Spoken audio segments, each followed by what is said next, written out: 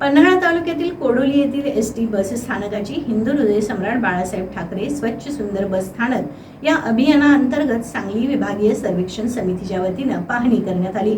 प्रवासी सोयीसुविधा अधिक सक्षम करण्याच्या उद्देशानं एसटी महामंडळातर्फे राबवण्यात येणाऱ्या स्वच्छ सुंदर बस स्थानक अभियान अंतर्गत कोडोली येथील ब वर्ग बस स्थानकाची पाहणी करण्यात आली। कोल्हापूर आणि सांगली जिल्ह्यामधील प्रवाशांचा महत्त्वाचा दुवा ठरलेले कोडोली बसस्थानक हे विविध मार्गावर धावणाऱ्या 90हून अधिक एसटी बस गाड्यांसाठी एक महत्त्वाचं ठिकाण आहे।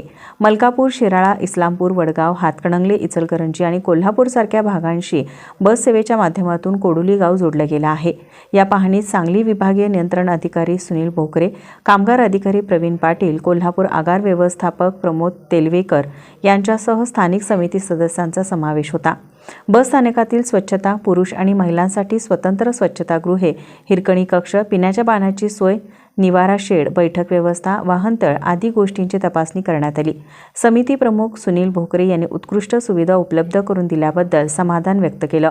यावेळी वाहतूक नियंत्रक उमेश शिंदे, स्थानिक समितीचे प्रतिनिधी बाबासाहेब कावळे, सुरेश कुलकर्णी, दिलीप पाटील, नंदकुमार देशमुख, सफाईगार राजेंद्र फाळके, इतर एसटी कर्मचारी उपस्थित होते।